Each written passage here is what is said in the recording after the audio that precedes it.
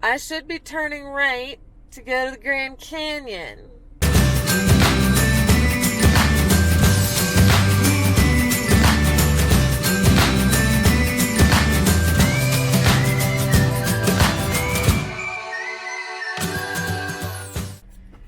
So here I am in Williams, Arizona. And as you can see, I should be turning right to go to the Grand Canyon. I am not turning right because I'm not going to the Grand Canyon yet again. It's literally an hour that way, and we're not going because of the damn weather.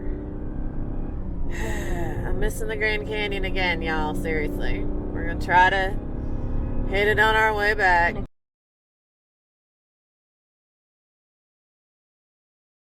Finally made it to the Grand Canyon. Can't believe it. I mean, it's only taken 2 years, right? But we're here. So yeah, I was supposed to be here last week. But then they had a late snow. Well, I mean, I don't even know that it was late. I mean, really, if you're traveling in northern Arizona and the mountains, man, in March, you're rolling the dice. And it was 60 degrees, and then they got 9 inches of snow, and now it's going to be 60 degrees again. So I did not think that sitting at the Grand Canyon in the snow and the freezing cold and high winds sounded like any kind of a good idea to me. So I just canceled my reservation. I skipped it, and then now I'm hitting it on my way back to Texas. So, but I couldn't get a reservation in the park on my way back for this weekend because it had to be on a weekend because I have a job. So anyway, I stayed in Williams, which is the town that is on I-40 before you turn off to come up to the Grand Canyon. And it's where the railroad station is. Now, I didn't take the railroad up here, mostly because the dog. You know, you take some other mode of transportation away from where your rig is, and you can't always guarantee you're going to get back or what time you're going to get back. So anyway, so what I did was I got up at the crack o' dawn, literally, at 5 in the morning, and very quietly, without disturbing my neighbors, hopefully, got out of the campground I was in and drove the hour north up here to the Grand Canyon National Park. And that is where I am. And I found a great parking spot on the side of the road, designated parking spot. Not just, I didn't just make it up. But anyway, got a great parking spot because I was here so early. And and then went back to bed for a couple hours. Yeah, because the sun was just barely up, and when I got up this morning, it was 22 degrees. It is now a balmy 33 degrees at 8:30 in the morning. But so yeah, I went back to sleep for a couple hours, got up, had a little hot tea, hung out with my dog, and now so pets can be on like the rim trail and paved roads and stuff. They just can't go down into the canyon. So we are going to go take a little hike out to one of the first overlooks. Whiskey can have his morning constitutional. And then I'm going to figure out what I'm going to do with the rest of my day here at the Grand Canyon. I'm only spending the day, so I'm going to pack in as much as I can.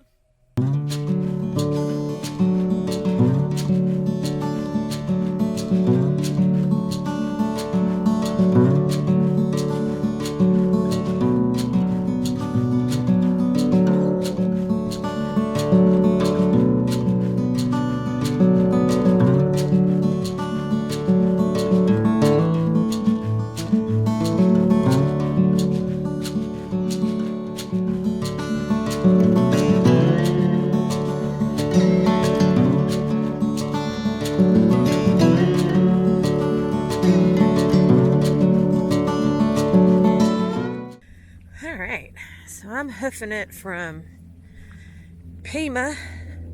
It's a hermit's rest. We have a little paved trail. So not all the shuttles are open because of the COVIDs. Like the blue line, the village shuttle, not open. So if you come to the Grand Canyon, you're going to be walking. The red shuttle up to Hermit's Rest is open. But you're going to wait up to 2 hours to get on down at the start. And then if you get off, you're kind of stuck because nobody else is getting off, so you can get back on. Because they're only allowing 15 people on the bus at a time. So, here's my big tip for you. If you're a single, such as myself, you're going to get to skip a big old chunk of line. I probably skipped half the line, at least half an hour. And then, if you get off the bus, it's a lot easier to get on the bus if you're single. So, even if you're traveling with a group, I would still strongly recommend you split up your group and leapfrog bus stops and ride in the bus as a single and then get off, wait 10 or 15 minutes, and your buddy's going to show up behind you. And then, you can walk some of the trail like I'm doing because it's beautiful. It's flat. You could bike it too. I would have brought the whiskey dog all the way up here, but it's 7 miles. And he can't ride the shuttle. So that would have been 14 miles round trip. And as beautiful as the weather is and perfect, that would have been a little too much for both him and me. So anyway, if you're going to go to Hermit's Rest, you're going to take the shuttle. I strongly suggest splitting it into singles. And you'll get to skip a bunch of the line. Now, you aren't definitely going to want to walk part of the rim trail. So here we are on a Sunday. Perfect weather. It's going to be a high near 60 today. And look, we got this whole little spot all to ourselves because we're willing to get out and walk a little bit. Look at that beautiful Colorado River through the Grand Canyon. These beautiful painted rocks. Just spectacular. This is the line for the red route. I mean, right now it's probably only about an hour. If the line queue was totally full, that's at least probably 2 hours. This is when it pays to be a single because you can hop a big chunk of that line and get on because they'll get 14 people and then you'll get one extra and that can be you. And as you can see, this is the red line bus stop, and if you can see up the road there is parked Lucille with the whiskey dog inside. Alright, so as you can see, Lucille fits perfectly in that parking spot. Whiskey dog was in the van. I did the thing where you can lock the windows cracked open and the max air fan is on. So he stayed nice and cool and had a nap. So we're about to give up our sweet parking and head to the visitor center, hit the gift shop, and then we'll be done at the Grand Canyon.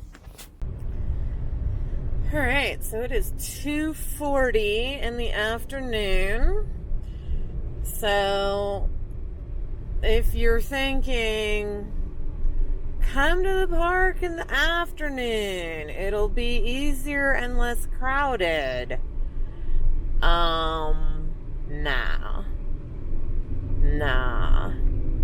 I mean, oh, there's a TRAVATO. This is, you're gonna be waiting just to get in. And the visitor center area is, to put it mildly, a show. I mean, they got signs up everywhere saying this is a mask required area and nobody wearing a dadgum mask. So, anyway, this is probably a solid Yeah, that guy, like, he's not even in his car. He's like, oh, he's skateboarding, of course, like you do. And this is probably a solid hour to get in. Oh, we're hanging out the minivan. Oh, no. I take that back. This is a solid 2 hours to get in, at least. Holy shnikes. You're welcome, people. I'm leaving that you may enter. Yeah, so, I mean, it is a Sunday, and the weather is spectacular. It's 62 degrees. So I get it. But, yeah. This is, wow, hours to get in. Literally, I mean, I think you're probably, yeah, you're gonna be spending quite a bit of time in line. Okay, wait, okay, so it's backed up all the way to the town and through the town, whatever this little town is that before the park. Oh my god. Okay. I'm gonna keep filming because I gotta see where the end of this is, yo.